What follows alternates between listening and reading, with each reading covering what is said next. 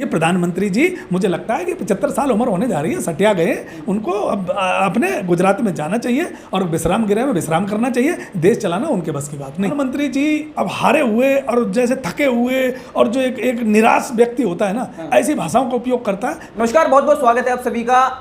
मोदी जी का ये कहना कि भैया अगर कांग्रेस या सपा की सरकार आई तो घर में जो टोंटी लगी है वो भी छिन जाएगी, बिजली छिन जाएगी, तमाम चीज़ें सब पे एक एक करके बात करेंगे। चंद्रपाल जी हैं हमारे साथ और राजनीति की अच्छी परख रखते हैं, समझ रखते हैं और इनसे ये जानना चाहेंगे आखिर ये नए नए जो शब्द हैं ये कैसे लग रहे हैं और आप जनता को क्या समझना चाहिए। सर स्वागत है आपका। धन्यवाद, आपका बहुत बहुत धन्यवाद।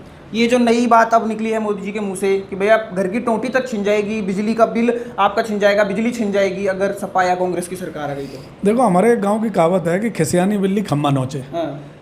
प्रधानमंत्री जी के बस का अब कुछ नहीं रहा। प्रधानमंत्री जी सिर्फ अपनी अलग भाषा का उपयोग कर रहे हैं, एक शिक्षित और पढ़े लिखे समाज की भाषा का उपयोग नहीं कर रहे हैं। इसीलिए हमारे देश में ये जो कहा जाता है कि प्रधानमंत्री की डिग्रियों पे जो सवाल उठाया जाता है वो प्रधानमंत्री जी पक्का साबित कर रहे हैं कि प्रधानमंत्री जी की डिग्री फर्जी है। प्रधानमंत्री जी ने हो सकता है कहीं 35 साल तपस्या तो की हो सकता है कहीं भिक्षा मांगी हो, लेकिन प्रधानमंत्री जी शिक्षित नहीं है, पढ़े लिखे नहीं है। अगर पढ़े लिखे प्रधानमंत्री जी होते तो एक मुख्यमंत्री जो रहे हैं और उनके पिताजी मुख्यमंत्री रहे हैं और राहुल गांधी जी उनकी 3 पीढ़ियों से परिवार प्रधानमंत्री के पद पे रहा है और आज वो पदयात्राओं के माध्यम से देश का दिल जीत रहे हैं। अखिलेश यादव जी ने न जाने कितनी सभाएं, कितने गांवों को भ्रमण किया, कितने लोगों के साथ उन्होंने फेस टू फेस मुलाकात की, आज जनता का दिल जीत रहे हैं और इंडिया गठबंधन के नाम से देश का भरोसा जीता है। तो ये प्रधानमंत्री की जो भाषा है वो लोग अब हताश हैं, निराश। प्रधानमंत्री जी अब खम्मा नोचने पे आ गए। प्रधानमंत्री जी अब हारे हुए और जैसे थके हुए और जो एक निराश व्यक्ति होता है ना, ऐसी भाषाओं का उपयोग करता है। प्रधानमंत्री जी निराश हो चुके हैं, हताश हो चुके हैं, इसीलिए गलत भाषाओं का उपयोग कर रहे हैं।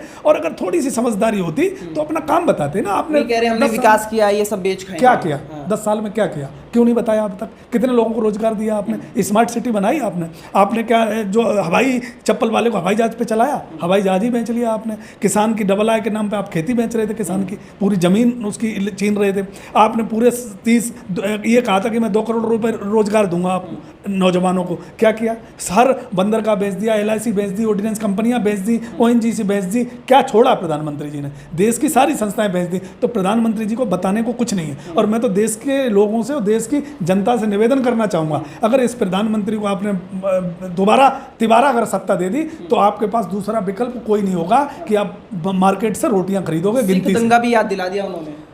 दंगा है तो इन्होंने भी बहुत करा है। और प्रधानमंत्री जी का अस्तित्व कहाँ से आया है? 2002 के अगर दंगे गुजरात के नहीं हुए होते, अगर हिंदू मुसलमान का दंगा नहीं हुआ होता और वो अटल बिहारी वाजपेयी ने जो कहा था कि आपको राजधर्म निभाना चाहिए और इन्होंने राजधर्म निभाया होता तो प्रधानमंत्री को कौन जानता?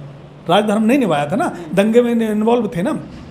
कहने का मेरा मतलब यह है कि वो एक विकास की बात मत करो प्रधानमंत्री जी से। बाकी अटपटी भाषा का उपयोग और गंदी भाषाओं का उपयोग और अनाराजक जैसे लोग होते हैं उनकी भाषा का उपयोग प्रधानमंत्री जी अच्छी तरीके से कर सकते हैं। इतनी प्रधानमंत्री जी ने सभाएं की, तो मुझे एक सभा में बता दो जो प्रधानमंत्री ने देश की तरक्की की बात की हो, देश के में विकास की बात की हो, युवाओं को रोजगार की बात की हो, किसान की डबल आय की बात की हो, क्योंकि उनको पता है ये सब बोल चुके हैं। अब इनका लीला समाप्त है, इनकी कहानी खत्म है, क्योंकि जनता अब इनसे रिजल्ट पूछ रही है कि आपका रिजल्ट क्या है। तो ये कह देते हैं जी ये तो इंडिया गठबंधन वाले देश बेच देंगे, आपका पानी चुरा लेंगे, आपकी बिजली चुरा लेंगे। लोग ये पूछते हैं कि 10 साल में बताओ आपने रोजगार कितने दिए, ये कहते हैं जी वो तो मंगलसूत्र। तो ये कोई भाषा नहीं है। ये प्रधानमंत्री जी मुझे लगता है कि 75 साल उम्र होने जा रही है, सटिया गए, उनको अब अपने गुजरात में जाना चाहिए और विश्राम गृह में विश्राम करना चाहिए। देश चलाना उनके बस की